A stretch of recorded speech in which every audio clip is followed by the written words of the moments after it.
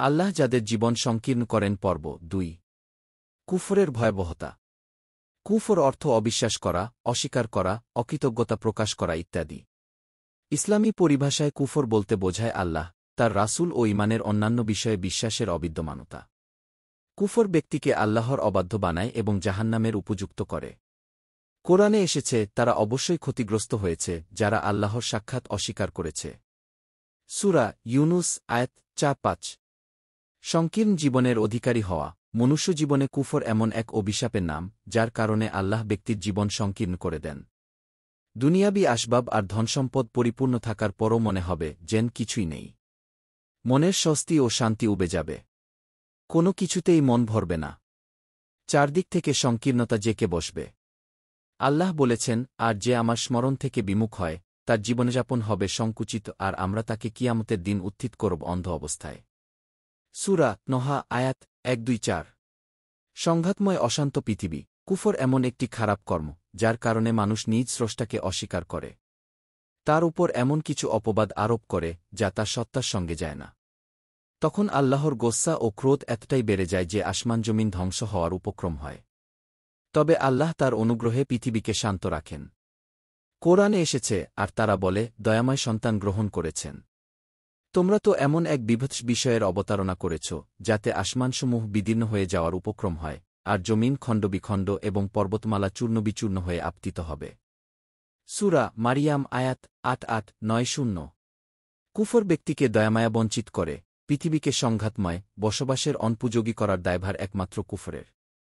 আল্লাহর উপর অবিশ্বাসীরাই দুনিয়াকে অশান্ত করার পেছনে একমাত্র দায়ী।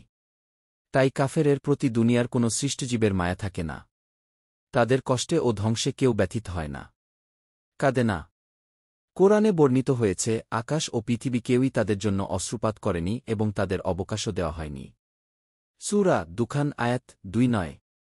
আল্লাহর ঘৃণা ও আযাবের উপযুক্ত করে। কুফর ব্যক্তিকে আল্লাহর ঘৃণা ও আযাবগজবের উপযুক্ত করে। দুনিয়ায় যত জাতি ধ্বংস হয়েছে তারা নিজেদের পাপ ও কুফরির কারণে ধ্বংস হয়েছে। পরকালে যারা জাহান্নামে চিরস্থায়ী হবে তারাও কুফরের কারণে শাস্তির সম্মুখীন হবে। দুনিয়ায় বালামুসিবত নাজিলের কারণ মানুষের কুফরি। আল্লাহ বলেন, যারা কুকর্মের ষড়যন্ত্র করে তারা কি এ বিষয়ে নির্ভয় হয়েছে যে আল্লাহ তাদের ভূগর্ভে বিলীন করবেন না, অথবা তাদের উপর আসবে না শাস্তি এমনভাবে যে তারা উপলব্ধিও করবে না, অথবা চলাফেরাকালে তিনি তাদের পাকড়াও করবেন না, আর তারা তা ব্যর্থ করতে পারবে না। সূরা নাহল আয়াত ৪-৫-৪-৬। অনিবার্য ধ্বংসের মুখোমুখি করে। কিয়ামতের সফলতা প্রকৃত সফলতা, আর সেদিনের ব্যর্থতা প্রকৃত ব্যর্থতা। কুফর ব্যক্তিকে সেদিন অনিবার্য ধ্বংসের মুখোমুখি করে। তাকে জাহান্নামে নিক্ষেপের মাধ্যমে চূড়ান্ত ব্যর্থ করে। আল্লাহ বলেন, আর যাদের নেকির পাল্লা হালকা হবে তারা হবে সেই সব লোক যারা নিজেদের ধ্বংস ও ক্ষতি নিজেরাই করেছে, কারণ তারা আমার নিদর্শনসমূহ প্রত্যাখ্যান করত। সূরা আরাফ আয়াত ৯। কুফরের চূড়ান্ত পরিণাম চিরস্থায়ী জাহান্নাম। কুফর কাফেরকে চিরস্থায়ীভাবে জাহান্নামে নিক্ষেপ করবে, যা থেকে পরিত্রাণের কোনো উপায় তাদের থাকবে না। আল্লাহ বলেছেন, আর আপনি যদি সেই অবস্থা দেখতেন যখন ফেরেশতারা তাদের রূহ কবজ করার সময় তাদের মুখমণ্ডলে ও পৃষ্ঠদেশে আঘাত করেন। সূরা আনফাল আয়াত ৫-০।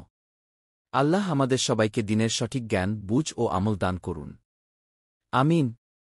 দিন প্রচারের উদ্দেশ্যে ভিডিওটি শেয়ার করুন, পেজটি ফলো ও লাইক দিন এবং চ্যানেলটি সাবস্ক্রাইব করুন ও লাইক দিন। জাযাকাল্লাহ খৈরান।